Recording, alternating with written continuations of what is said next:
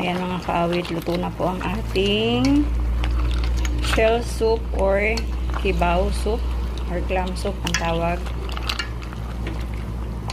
na awit version. Ayan, bagay po ito sa mga mami na nagtitipid at nagbi-breastfeeding. Ito po ay vegetarian.